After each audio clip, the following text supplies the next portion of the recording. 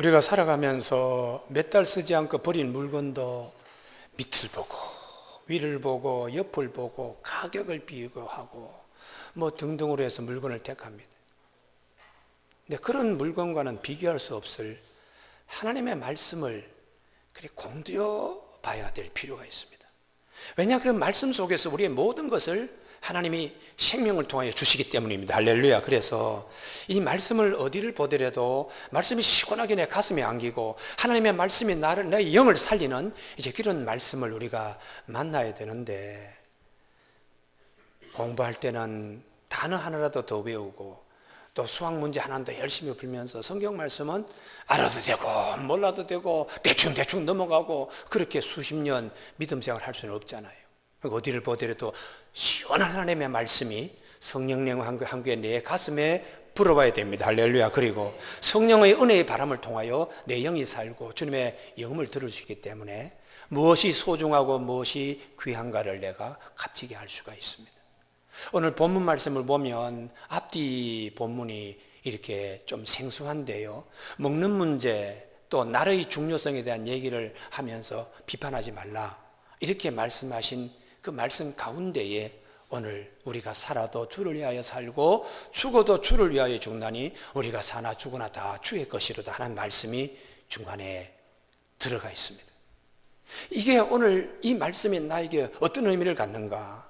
우리가 세계 여행을 하다 보면 어느 지역에 가면은 이 지층이 이렇게 특별히 다른 층이 들어와서 이렇게 개입한 그런 경우도 볼 수가 있죠. 그래서 이 지층이 들어온 것은 예전에 이 지층은 호수였던 곳인데 지금은 이렇게 무치되었구나. 그걸 우리가 보고서는 예전에 이 지층 속에 조개도 있었고 또 물고기도 있었고 이런 것들을 우리가 생각을 하게 됩니다. 오늘 본문 말씀이 음식 문제와 그리고 나라의 문제를 가지고 얘기하다가 사도 바울이 신앙 고백으로 이 특별한 말씀을 끌고 우리에게 들어와서 말씀하시는 거예요. 그래서 이 말씀이 어떤 의미를 갖는가? 7절, 8절, 9절인데 그 중에 특별히 8절은 신앙 고백입니다. 신앙 고백이 굉장히 중요하다. 신앙 고백이. 우리가 살아도 주를 위하여 살고 죽어도 주를 위하여 죽나니 그러므로 사나 죽으나 다 우리가 주의 것이다 하는 이 신앙 고백이 앞뒤 먹는 문제, 어느 날이 중요한가 그런 문제로 서로 다투고 비판하고 갈등을 겪는 그런 데에 신앙 고백이 중요합니다. 신앙 고백이 중요합니다. 신앙 고백은 우리가 간증하고 다릅니다. 흔히 보면 간증과 신앙 고백이 같은 것으로 생각하기 쉬운데, 간증은 내가 예수를 믿기 전에 나의 삶은 이랬는데 예수를 믿고 난 다음에 나의 삶은 이렇게 바뀌었습니다. 그래서 예수를 만나기 전과 예수를 만나고 난 다음의 삶에 대하여 얘기할 때에 이게 간증이 되는 것이죠.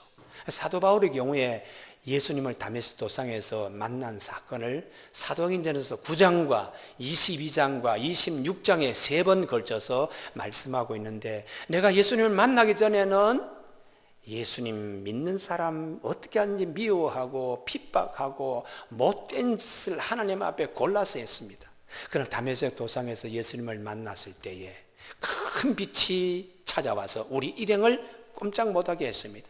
그리고 하늘로부터 들리는 음성이 사울아 사울아 네가 왜 나를 핍박하느냐. 그 음성을 들었을 때에 도대체 이분이 누구신가, 주는 누구십니까 했을 때에 나는 네가 핍박하는 예수다. 여기에 사도 바울이 기겁을 하는 거죠. 자기는 지금 살기 등등해서 예수를 믿는 사람을 죽이려고, 그리고 대제사장으로부터 공문을 하나 받아가지고 정권을 위임받아가 살기 등등해 가는 길에 딱 꼬꾸라진 거예요. 그래서 주여 누구십니까? 네가 핍박하는 예수라고. 사람들이 소리는 듣지만 어떻게 할 줄을 몰랐어요. 그래서 이 사도 바울이 사흘 동안에 먹지도 못하고 음식도 물도 마시지 못하고 그냥 있는데 아나니아와 삽비라고 하는 사람이 와서 안수기도 하면서 이 눈에 진물이 쭉 흐르면서 누런 코 같은 것이 갑자기 덕지덕지 마르면서 고기의 비늘같이 이렇게 생기는 거, 그게 후루루 하고 떨어지면서 하나님의 음성이 이방인의 복음을 전하기 위하여 택한 그릇이다 하는 이 음성 듣고 사도 바울이 감격하는 겁니다. 예수를 믿기 전에는 내가 그렇게 못된 짓을 했는데 그런 예수 그리스도를 만나고 난 다음에 나는 예수님을 전하는 사람으로 바뀌어버렸습니다. 나의 삶에 BC가 있었고 AD가 있었습니다 라고 하는 것이 간증입니다. 그러면 신앙 고백은 그렇게 예수님을 만난 내가 앞으로는 주를 위하여 살겠습니다, 이렇게 다짐하고 그리고 고백하는 것이 신앙 고백입니다. 나를 이렇게 사랑하신 하나님을 위하여, 주님을 위하여 나는 살아가겠습니다 하고 다짐하고 고백하는 것이 신앙 고백이에요. 그래서 우리가 예수님을 만났다 해도 그 다음에 나는 이렇게 살겠습니다 하는 고백이 없으면은 만난 것은 만난 대로 끝나버려요. 간증은 간증으로 끝나버리고 그 다음에 어떻게 살겠다는 거냐? 그 다음에 내 하고 싶은 대로 다 사는 거지. 그거는 주를 위하여 사는 것이 아니고 새 생명 얻어서 새 삶을 사는 것이 아니죠. 그래서 사도 바울이 로마서를 집필할 때에 사도행전 20장 3절에 헬라 그리스에서 석 달 머물 동안에 그의 3차 전도 여행 가운데에 고린도 교회도 주로 먹는 문제, 이 음식이 제우스 신전에서 제사 드리고 남은 음식이 뒤로 돌아서 시장에 유통되는 거 아닙니까? 이렇게 음식 문제로 얘기를 하면 상인이 상처받으니까 이 날고기에 대해서 그렇게 묻지 말라. 어느 집에 또 갔더니 그 집에서 아이고 대접할 게 없어서 손이 부끄러워요. 아니 이웃집에서 누가 이거 제우스 신전에 드려진 음식이라고 하는데 좀 먹기 꺼림직한데 이거라도 미역국에 썰어 넣을까요? 아닙니다. 그렇게 꺼림직하면 저도 고기 먹지 않겠습니다. 그냥 고깃국에 미역에 고기 넣지 마시고 미역만 그냥 주셔도 됩니다. 이렇게 상대방의 마음을 이제 상처내지 않도록 하는 것이 좋다 하는 것을 사도 바울이 고린도 교회에 일러주고 로마 교회도 마찬가지입니다. 먹는 문제로, 이게 고기 문제로, 또한 어떤 사람은 채소만을 먹는 채식주의자의 경우에 이런 이제 갈등들이 있었을 때에 먹는 것으로 형제를 비판하지 말고 갈등하지 말고 우리가 다 은혜 안에 있지 않는가? 살아도 주를 위하여 살고 그리고 또 죽어도 주를 위하여 죽나니 우리가 사나 죽으나 다 주의 것이 아니겠는가? 이렇게 자신을 향한 고백과 다짐, 이것을 교회들 형제들에게도 이제 다짐과 고백을 알려주고 있는 겁니다. 예전에, 정말 예전입니다. 해운대 앞바다에서 그 백사장에 여름철에 많은 사람이 와서 피서도 하고, 그런데 이제 결혼을 앞둔 청춘 남녀가 모처럼 용기를 내어서 보트를 타게 되었습니다. 많은 사람이 자기들을 다 쳐다보는 것 같아요. 백사장에 있는 많은 사람이 보트를 찬 우리 두 사람을 사람들이 쳐다보는 것 같고, 하늘의 푸른 하늘도 날아가는 갈매기도 보트를 타고 있는 우리 두 사람을 아주 부러워하고 사랑하는 것처럼 보이는, 그래서 사랑에 취해 있었습니다. 그런데 갑자기 너울성 바다가 탁 보트 옆구리를 쳤어요. 그 순간에 보트가 뒤집어졌습니다. 그런데 두 사람이 수영이 능하지 못하니까 그냥 허우적대면서 남자는 남자대로 육지를 향하여 막 허우적대며 가고, 여성분은 여성분대로 허우적거리면서 육지로 향하는 남자분을 보다가 꼬르륵하고 의식을 잃어버렸어요. 나중에 한참 후에 물을 얼마나 많이 마셨는지 백사장에 끌어놓고는 그냥 어느 한 사람이 그냥 물을 갖다가 막 토하게 하고, 그리고 인공호흡을 해서 살려내어서 눈을 떠보니까 웬 다른 구조대원이 자기를 살리고 있는 거예요. 그래서 가만히 생각하니까 마지막에 배가 뒤집어졌을 때에, 아니 그렇게 나를 사랑한다고 해놓고는 배가 뒤집어지니까 자기 살기 바쁘다고 무트러간 저 사내를 믿고 내가 일생을 맡기겠는가? 아니다. 죽을 똥 살 똥 목숨 걸고, 그리고 나를 구조하기 위해 물에 떨어진 이 구조대원하고 내가 살아야지 하고 짝이 바뀐 일이 있습니다. 자, 누구를 믿고 살아야 되겠어요? 죽을 자리에서 자기만 살겠다고 도망한 사내를 믿고 살아야 될 것인가? 아니면 저 사람 어떻게든지 내가 살려놓고 보지 하고 뛰어들어와서 자기를 살려낸 구명대원, 구조대원하고 살아야 될 것인가? 현명한 판단입니다. 그런데 이제 이들 부부가 일생을 살면 늘 그렇게 좋은 관계는 아닐 수도 있습니다.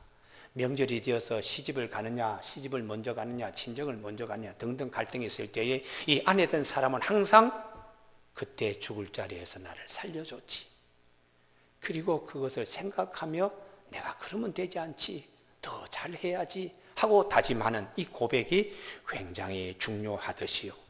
사도 바울이 전혀 다른 문제, 먹는 문제, 나를 중하게 여기는 이런 문제 앞에서 우리가 주님을 위해서 살아야 됩니다. 살아도 죽어도 이런 문제 가지고 서로 다투고 갈등하는 것보다 우리를 죽음에서 건지신 주님을 생각하며 주님을 위해서 살아야 합니다.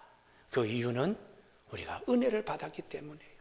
모든 사람이 다 죄를 범하였음에 하나님의 영광에 이르지 못하더니 그리스도 예수 안에 있는 속량으로 말미암아 하나님의 은혜로 값없이 의롭다 하시면 얻은 자 되지 않았습니까?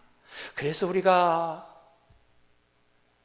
너희 몸을 하나님이 기뻐하시는 거룩한 산제물로 드려야 되고 하나님이 애들이 합당한 예배, 영적 예배로 우리가 서야 되는데 이 세대를 본받지 말고 마음을 새롭게 변화함을 받아서 하나님의 선하시고 기뻐하시고 거룩한 뜻이 무엇인지 분별하며 우리가 살아야 됩니다. 항상 그 은혜를 잊어버리지 말고 그 안에 머물면서 우리가 살아야 됩니다 라고 사도 바울은 강조하고 있습니다. 고린도 교회도 음식 문제로 이 고기가 어디 뒷구멍으로 나온 거 아닙니까? 이렇게 묻지 마라. 모든 것이 다 가하지만 유익한 것이 아니고 모든 것이 다 가하지만 덕을 세우는 것이 아님을 알아야 됩니다. 그런즉 너희가 먹든지 마시든지 무엇을 하든지 다 하나님의 영광을 위하여 하라 하고 이렇게 권면을 하고 있습니다. 교회 여러분, 오늘 이 말씀이 우리들의 삶에 그대로 아멘이 되어지길 바랍니다. 사소한 문제로 그냥 갈등을 일으키고 비판하고 넘어지고 이러는 것보다 주님께 은혜 받은 우리인데 주님의 은혜를 생각하면 우리가 어떻게 해야 될 것인가를 잘 생각하면서 나를 중히 여기는 자도 주를 위하여 중히 여기고 먹는 자도 주를 위하여 먹으니 이는 하나님께 감사하며 먹지 않는 자도 주를 위하여 먹지 아니하며 하나님께 감사한다고요. 그러면 왜 신앙 고백이 중요한가? 첫 번째에 신앙 고백은 어려운 일, 난관이 왔을 때에 그 극복하게 하는 힘이 있기 때문에 그렇습니다. 우리 성경에 보면 여러 신앙 고백이 있는데요. 이삭이 어려운 일을 당했을 때 그는 신앙 고백으로 그것을 넘기고 있어요. 그랄 땅에 머물 때에 가뭄이 오고 그래도 하나님이 여기 땅을 지켜라, 떠나지 말라 그랬더니 하나님께서 그의 100배의 결실을 맺게 해주셨더니 블레셋 사람이 시기하고 질투하며 다 빼앗았어요. 그래도 이 땅은 하나님이 주신 것인데 하고 좀 옮겨가서 이 골짜기에서 샘을 파면서 그 땅에 머물려고 에색이라는 샘을 팠더니 또 빼앗겼어요. 그리고 난 다음에 다시 신나라고 하는 곳에 와서 우물을 봤더니 거기 같이 따라와서 또 그래요. 그랬더니 아예 따라오지 않을 먼 곳에 이렇게 변두리에 가서 장막을 치고 우물을 팠습니다. 그때에 이삭이 하나님을 원망하지 않았습니다. 블레셋 사람을 갖다가 원망하지 않고 하나님이 이렇게 땅을 넓혀 주셨습니다 라는 너봇이라고 신앙 고백이에요. 그때 하나님이 얼마나 귀하게 여기시는지 몰라요. 어려운 역경, 불평하고 그리고 원망하고 탓하고 이럴 자리에서 너봇이라고 하나님이 우리를 이렇게 넓게 주셨습니다 라고 고백하니까 하나님이 그날 밤에 부엘세바에 올라온 이삭을 만나가지고 하나님이 축복해 주시는 거예요. 내가 너와 함께하리라. 내 후손에게 이 땅을 주고 너와 늘 함께해서 하나님의 영광을 보게 이렇게 할 것을 하나님이 약속해 주셨는데 얼마 있다가 부엘세바에서 또 종들이 우물물을 또 맛보게 하고 아브라함의 파놓았던 우물물을 맛보게 이렇게 한 것입니다. 교회 여러분, 이삭이 이렇게 어려울 때에 신앙 고백으로 너봇이라고 함으로 그 어려움을 이긴 것처럼 우리가 살아가면서 오늘의 어려움은 신앙 고백으로 이기고 좋은 내일이 있기를 주님의 이름으로 축복합니다. 그래서 시편 4편 7절에 보시면 주께서 내게 주신 기쁨은 그들의 곡식과 새 포도주에 풍성할 때보다 더 나음입니다. 지금은 이렇게 어렵고 힘들지만은 하나님께서 이 어려움을 그래 주님이 더 좋은 거 주실 줄로 믿습니다. 이런 믿음으로 신앙 고백으로 나갈 때에 편안히 자기도 하고 눕기도 하리니 하고 하나님이 이후에 주실 곡식과 새 포도주의 풍성함에 젖어 있게 하는 것이죠. 이 이삭의 이 역경보다 더 큰 역경은 요즘 우리가 새벽에 하는 시편, 욥기의 말씀인데요.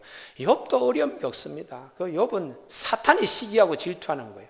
블레셋 사람이 시기하고 질투해서 이 이삭이 많은 걸 잃어버리고 자꾸 이렇게 뒷걸음질 치고 하지만 신앙 고백으로 르호봇이라고 하는 신앙 고백으로 이긴 것처럼 욥이 하나님께 너무 잘하니까 하나님이 욥을 축복해 주셨더니 사탄이 욥을 시기하는 겁니다. 하나님, 욥을 하나님께 지켜주시니까 이렇게 하나님께서 지켜주시고 복 주시니까 욥이 하나님을 섬기지요. 만약에 툭 한번 쳐보십시오. 하나님 욕할 겁니다. 아니야. 욥의 믿음은 내가 확실하게 내가 확정하지. 한번 해봐. 욥이 10명의 아들, 딸, 재산을 다 잃어버리고 그가 어떻게 신앙 고백을 하시는가 하면요. 주신 자도 여호와시요 가져가신 이도 하나님이시니 여호와 이름이 찬송을 받을지어다 하고 욥이 이 모든 일에 입술로 범죄하지 아니했다. 그러니까 주신 이도 하나님이시고 내가 알몸으로 하나님께 나왔습니다. 모태에서 갈 때도 그렇게 갈 것입니다. 주신 이도 하나님이시고 또한 취하신 자도 하나님이시니 하나님의 영광을 받으시옵소서. 욥기 1장 21절의 말씀대로 욥이 아름다운 신앙 고백으로 그 어려움을 극복해요. 하나님이 나중에 욥의 모년에 갑절로 축복해 주시는 겁니다. 그래서 우리가 이 역경이 왔을 때에 그분이 신앙 고백이 살아있는가, 죽어도 주를 위하여 살아도 주를 위하여 하고 우리 신앙 고백이 살아있으면은 그 역경을 이길 수 있습니다. 할렐루야. 그래서 야고보가 그럽니다. 여러분 욥의 인내를 보십시오. 욥의 모년에 하나님이 어떻게 축복해 주셨습니까? 그냥 무조건 욥이 참은 게 아니에요.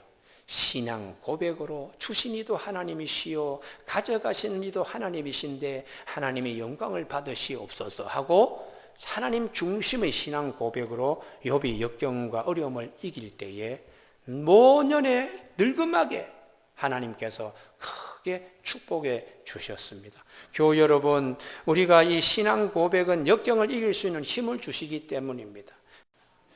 신앙 고백은 어려운 일이 있을 때에 그걸 극복할 수 있는 힘을 가지고 있어요. 두 번째는 신앙 고백은 하나님을 기쁘시게 하는 힘을 가지고 있습니다. 신앙 고백이 없으면 하나님을 기쁘게 못해요. 우리가 사랑의 고백은 뭐 이렇게 많이 하는데 신앙 고백은 잘 하질 않습니다. 하나님을 정말 기쁘시게 하는 것은 신앙 고백은 하나님께 대한 사랑의 고백이에요. 할렐루야. 그렇기 때문에 신앙 고백이 반드시 있어야 됩니다. 신앙 고백이 없던 분 가운데 대표적인 인물이 아담입니다. 아담이 에덴 동산에 그렇게 좋은 곳에 하나님이 모든 걸 다 주셨어요. 밭을 갈고 경작하고 그리고 짐승의 이름도 다 마음대로 짓도록 그렇게 위임했는데 아담이 하나님 이 은혜의 동산에 감사합니다. 주인이 하나님이십니다. 이렇게 고백은 없고 하와를 하나님이 붙여주시니까 사랑의 고백만 있어요. 이는 내 뼈 중에 뼈요 살 중에 살입니다 라는 사랑의 고백만 있으니까 마귀가 틈타는 거죠.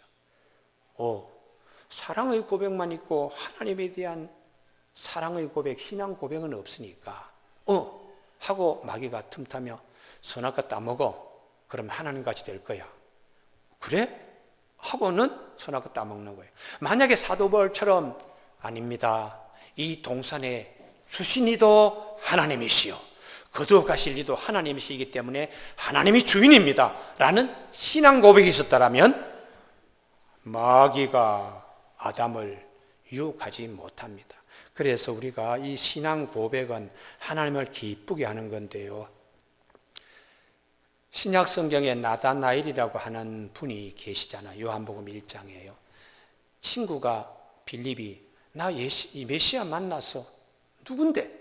나사렛의 예수님이시여.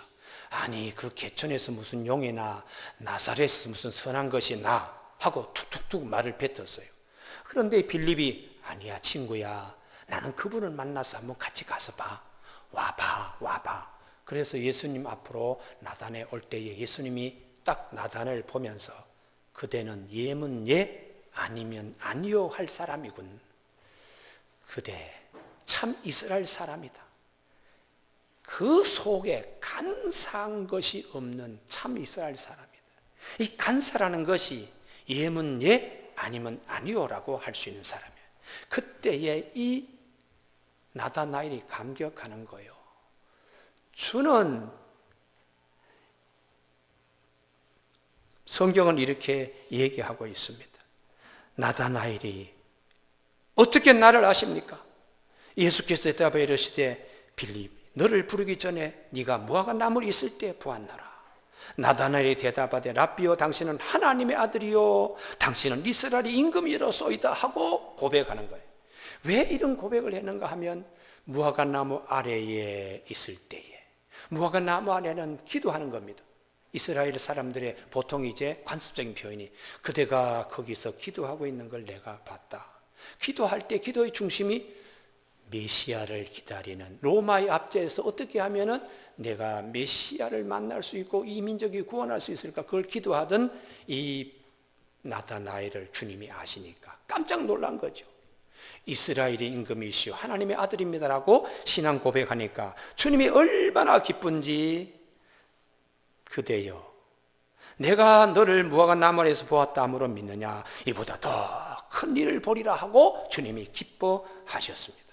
우리가 베드로의 경우에도 가이사 빌립보 지역에서 세상에서 나를 누구라 하느냐, 그때에 세례 요한입니다, 엘리야입니다, 혹은 예레미야입니다, 선지자 중에 하나입니다 라고 합니다. 너희는 나를 누구라 하느냐, 그때에 예면 예 아니면 아니요 하는 마음이 아주 그냥 간사함이 없는 베드로가 있는 그대로, 이 베드로의 성격이 그게 좋은 거지요. 주는 그리스도시요 살아계신 하나님의 아들이십니다라고 고백하니까 주님이 얼마나 기뻐했는지, 이를 알게 아니는 네 혈육이 아니고 하늘에 계신 하나님 아버지라고 하시면서 이 반석 위에 내가 교회를 세우린 음부의 권세가 이기지 못할 것이다 하고 주님이 기뻐하셨습니다. 그리고는 천국 열쇠를 너에게 줄 거니 네가 땅에서 매면 하늘에도 매일 것이라고, 네가 땅에서 풀면 하늘에도 풀리라고 주님이 기뻐서 베드로에게 큰 복을 나려주셨어요. 교회 여러분, 신앙 고백이라는 것은 하나님께 대한 사랑의 고백입니다. 할렐루야. 그래서 이 신앙 고백이 살아있으면 역경도 이기고 그 다음에 하나님을 기쁘시게 하고요. 그래서 사도 바울이 음식 문제, 나라의 문제로 갈등하지 말고 하나님 앞에 우리가 다짐하고 다시 한번 신앙 고백하십시다. 하나님의 은혜로 우리가 새 사람이 되지 않았습니까? 그래서 나는 이렇게 고백합니다. 죽어도 주를 위하여, 살아도 주를 위하여, 사나 죽으나 다 주의 것입니다 라고 고백합니다 하는 것입니다. 마지막 세 번째 신앙 고백은요, 성도의 마땅히 할 도리이기 때문에 그렇습니다.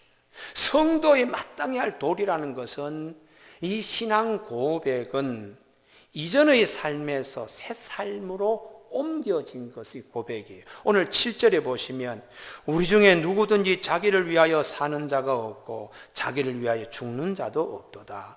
우리가 살아도 주를 위하여 살고 죽어도 주를 위하여 죽나니 그러므로 사나 죽으나 우리가 주의 것이로다. 삶의 중심축이 내가 아니고 하나님 중심으로 바뀌는 것입니다. 교회 여러분, 사도 바울이 이 세대를 본받지 말고 마음을 새롭게 함으로 변화를 받는, 그게 무엇인가? 이제는 내가 내 삶의 주인이었어요. 중심이었어요.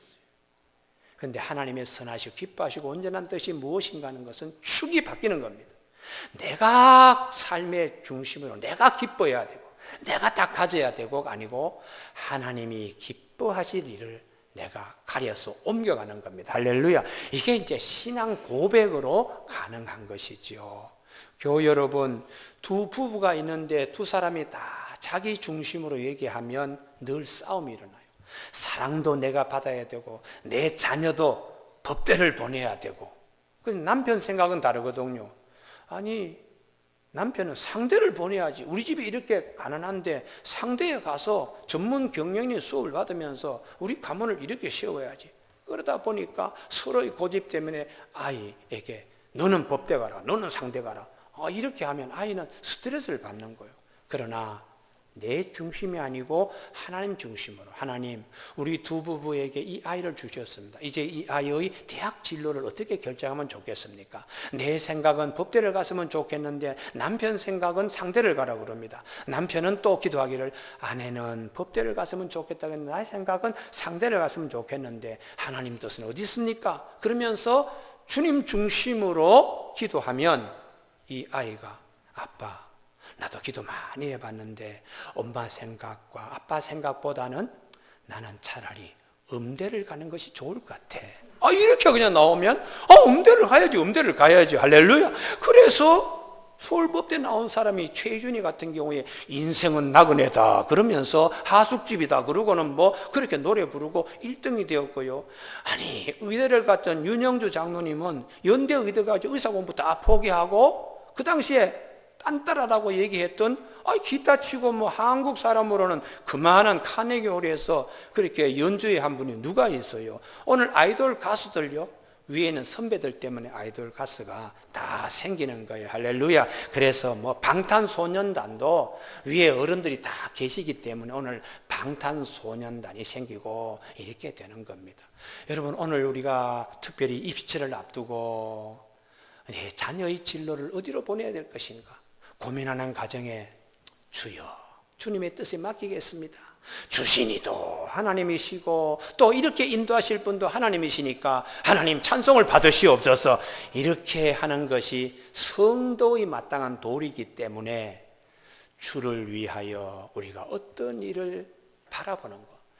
이 누가복음의 베드로가 이전에는 예수님 만나기 전에 자기가 중심이었어요. 예수님이 오셨는데도 자기 배에서 선생님, 선생이여 밤이 맞도록 이렇게 예수님을 선생이라고 불렀어요.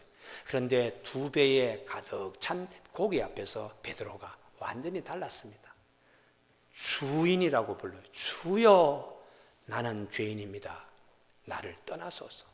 내가 어떤 존재인가를 비로소 알았어요. 이제까지는 내 마음대로 내 고집대로 내가 중심이 되고 주님은 그냥 손님이요, 선생이요. 그런데 고기를 잡고 난 다음에 기적을 경험하고 난 다음에 주인은 주님이시구나. 그리고 나는 그분 앞에 죄인이었다는 것을 이제 늦게 깨닫게 되었어 하고 축이 바뀌어가는 것이죠. 사랑하는 교우 여러분, 사도 바울이 음식 문제로 날 문제로 서로 갈등하고 비판하는데 우리 성도로서의 마땅한 삶은 다 주님을 위하여 우리가 생각해야 됩니다. 살아도 주를 위하여 살고 죽어도 주를 위하여 우리가 살고 다 주의 것이 되었습니다. 주님은 9절에 그리스도께서 이를 위하여 죽었다가 다시 살아나셨으니까 죽은 자와 산 자의 주가 되려고 살아나셨습니다. 부활의 주님을 항상 우리 마음의 신앙 고백의 중심에 모시고 살아야 하겠습니다 라고 말씀합니다. 그래서 사도 바울은 이제 갈라디아서 2장 20절에서 내가 그리스도와 함께 십자가에 못 박혔나니 이제는 내가 사는 것이 아니요 오직 내 안에 그리스도께서 사시는 겁니다. 내가 육체 가운데 사는 것은 나를 위하여 자기 몸을 버리신 하나님의 아들을 믿는 믿음 안에서 사는 것이라고 자기는 완전히 없어진 상태, 무화된 상태에서 주님만을 주로 모시고 사는 신앙 고백을 하고 있습니다. 오늘 3부 예배 참석한 우리 교우들에게 여러 가지 갈등 속에서 사도 바울의 이 신앙 고백이 우리 앞에 신호등이 될 수 있기를 주님의 이름으로 축복합니다. 살아도 주를 위하여 죽어도 주를 위하여 사나 죽으나 주의 것입니다 라는 이 고백이 우리 영혼의 아름다운 찬미가 되기를 주님의 이름으로 축복합니다. 기도하시겠습니다.